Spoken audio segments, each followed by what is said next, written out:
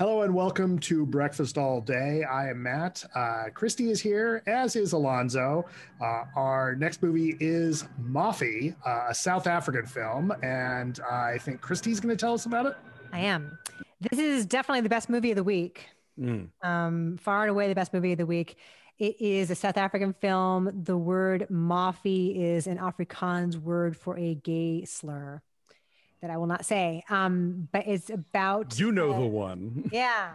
And it's about a young man who in 1981 is, a teenager, 16 years old in South Africa. And as all young men at that age, he must go off to the army. He's forced to do his military service to train and then go serve along the border with Angola and protect the border in apartheid South Africa.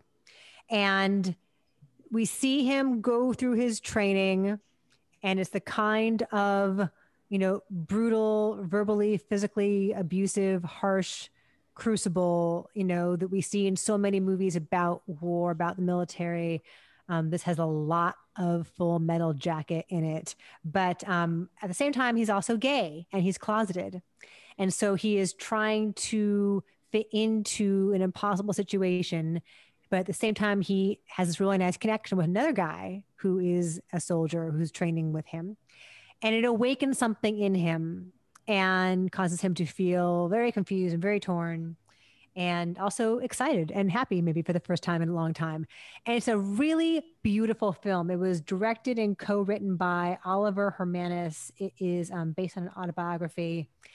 And it is gorgeously shot and really tenderly acted within this extremely tense pressure cooker situation. The drill sergeant is like Arlie Ermy on steroids, because it's not just verbally abusive and, breaking guys down to build them back up again. It's also, it is this incredibly racist situation. There's also a ton of homophobia going on here. And so the difference he's with, say, Ermy's character in, not that he's not racist, but he goes through that whole thing early on in Full Metal Jacket. It's like, I don't care what you are, you're all equally worthless, right? Whereas this one, the anti-black racism is so sharp in this early on, when the kids are leaning out the train, yelling at that guy. And then you get the other thing about, we found two guys fooling around. Here's what's going to happen. We're going to make their lives hell. We're going to beat the hell out of them. And it was just, and I think one of the things, at least for the first, maybe even half of the movie, the score is something like you'd hear in a horror movie. It's, those sharp strings that are sometimes discordant. Right. And it just really ratchets powerful up that tension so well. I was really impressed with this. I was too. Alonzo, you saw it a while ago, right? 2019. Bram du Toit was the composer. Yeah, I actually saw this film for Outfest last year, 2 years ago. All time is a flat circle now. But yeah, no, I watched it again this morning. This is a really powerful film.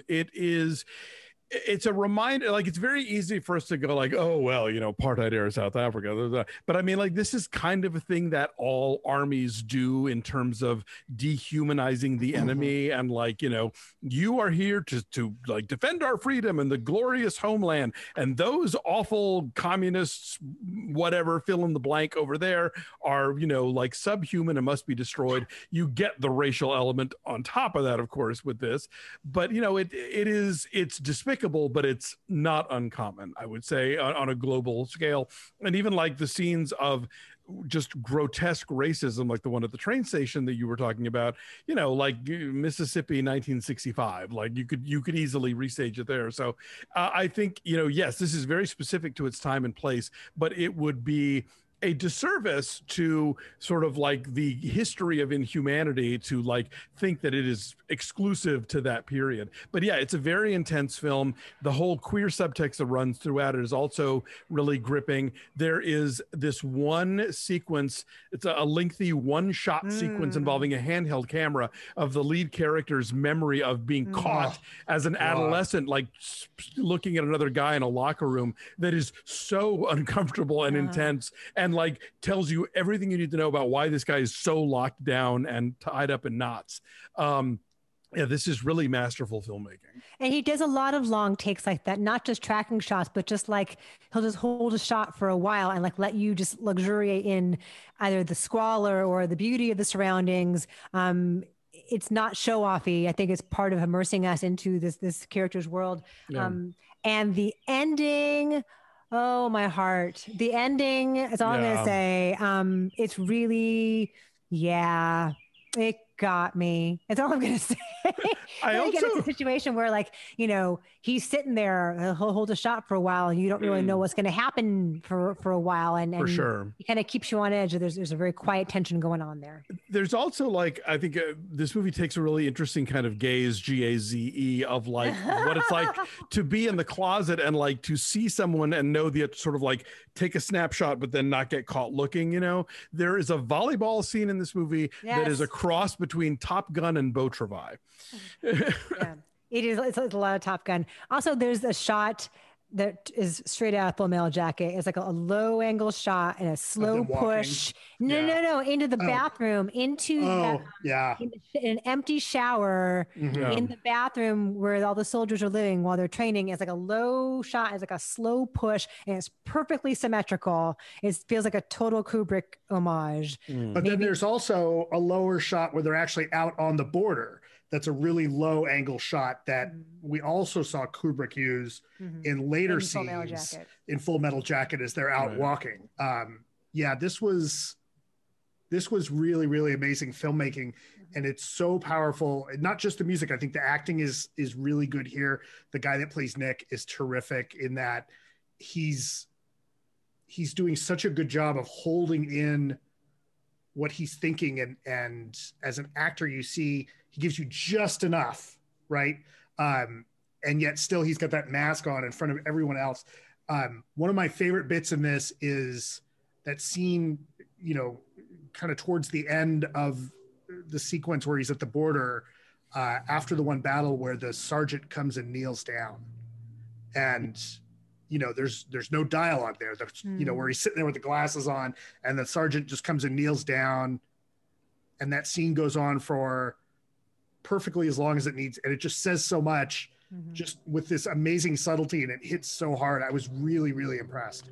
And Broomer does that thing where he starts the movie as like your sort of fresh-faced recruit, and then by the end of it, it's like, I have seen some shit. Did he remind you guys of Eddie Redmayne? Kind of, in that sort of what my mother would call hervido en leche, which is boiled in milk. that kind of pinky rosy complexion, you know, for sure. Yeah. Freckle faced and tussle haired. Yeah. So I'm saying 8.3. It's a lovely film. Yeah, 8.4 for me. Okay. I'm right there with you guys. 8. Oh, you guys are. Did I say 8.5? Totally different numbers. Alonzo I'm sorry. said 8. You both said 8.5. Oh, 8.5. Okay, 8.5. Okay. Again, great. 80 years ago. I'll just say 8.5 also to make life easy. So, Mafi, where is it? It is available for rent. It is from IFC Films. So I know I rented it on iTunes this morning. I imagine Amazon has it. It might also be in virtual cinemas if you want to support your local art house that maybe isn't reopened yet, but it is definitely available for rental in the mainstream VOD places. Cool. So thanks for watching, everybody. Like this video, subscribe to our YouTube channel, follow us at BeFastAllDay on Twitter, Instagram, and Facebook. Check out our Patreon at patreon.com/BeFastAllDay. We're currently recapping Falcon and the Winter Soldier. We have a fun poll up where our subscribers get to pick which Best Picture winner that at least 2 of us, and in many cases all 3 of us, have never seen. We'll be watching and reviewing exclusively for our subscribers in April before the Oscars on April 25th. So lots of fun stuff happening over there. Chrissy, what's coming up on Marvel Monday? We're up to Guardians of the Galaxy this week. Wow, it's flying by. Right. And this is, we're realizing in retrospect, the first Marvel movie that Nick had ever seen. So we are now getting to the point where he has seen them. Okay. And now it's a rewatch for him at this point as well. He was not quite 5 years old when I took him to see Guardians of the Galaxy. That's because I'm an awesome mom. And I realized in retrospect, like, there's language, but there's also like Rocket, like riding on the back of Groot with like this automatic rifle, just gunning down everyone during the prison break scene. I'm like, wow, this shit's violent. Does he remember seeing it at 5? I mean, okay. All right. I guess it'll stay with you. Sure. Because he always loved Rocket. Any kind of sidekick in anything he's watching, any TV show, any movie, he always loves the wisecracking sidekick, whoever is funny. So maybe it's like Gene on Bob's Burgers. Like he loves Bender on Futurama. Like that kind of character. I mean, who doesn't? Well, that's it. They're always the most fun. Whoever's the funniest, that's always his favorite. So he loves Rocket. So that was fun to go watch that again. Fun. All right. So that'll be up on our podcast feed on Monday. Don't miss that.